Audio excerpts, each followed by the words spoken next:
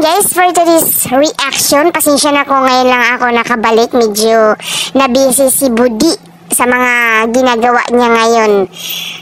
Anyway, andito na tayo ngayon sa mga updates ni Mami Tans na hindi ko pa na-react. Ayan, wow, nag-aaral yata siya ng music or dancing with music. Talaga namang hindi ko alam kung sayaw to or kayo, ano bang tingin niyo dito? Parang nagpa-practice yata siya, magko-concert siguro to. Char.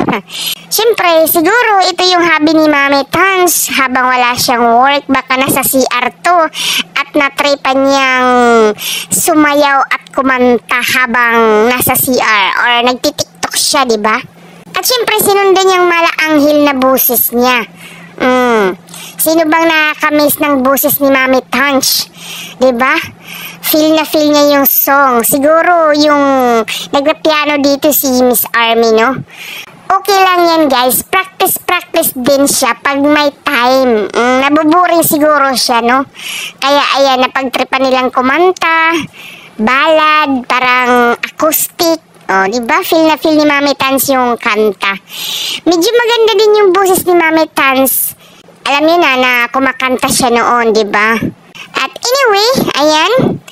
Parang naggala sila Kuya Davi. Medyo wala si Tali na sa Pilipinas na. Kaya si Davi na lang yung naiwan sa US. Kasama din nila yung mga anak ni Army. Happy naman, mukha namang happy, diba? Pero mahirap talaga pag ganito yung magkawatak-watak yung family, yung iba nasa dulo ng mundo, yung iba kasama mo, diba? Like dito, kung andito lang si Tali, di kasama nila manood ng sinihan like Kuya David, diba? Nanood sila ng sinihan dyan. Oh, ang payat ni Kuya David, no? At syempre si Mami Tans din, di ko alam kung talagang ginusto niyang magpa-sexy or nagda-diet siya, bakit sobrang payat niya. Hindi yata yan diet, no? Hindi na balance yung katawan niya sa sobrang payat niya. At mukhang iba na naman yung bahay nila.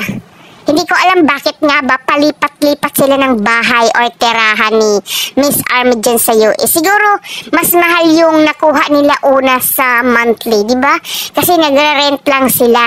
Ngayon siguro mas mura siguro yan. Kaya ayan, lumipat na naman sila ng bahay. Ang dami nilang gamit. Bakit kaya sila lipat ng lipat? Anong nangyari, be?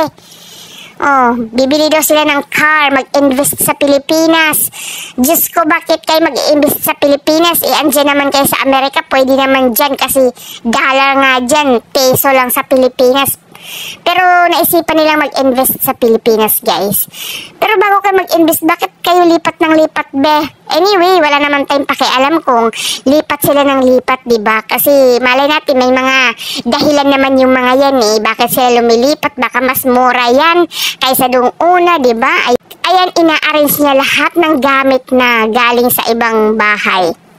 O, diba? Ang dami, no? Nakakapagod kaya lipat ng lipat, no, para wala kang permanent address or NPE ka, no permanent address. Yan tawag na NPE. Anyway, buhay nila yan. Bahala sila dahil yan ang pinili nila. Kung palipat-lipat man sila, edi kung saan sila comfortable, di ba? At least happy-happy na ang lahat. Happy naman siya sa buhay na pinili niya. At mukhang nag-i-enjoy naman, di ba? So, yun lang po yung update natin kay Mami Tans. Okay?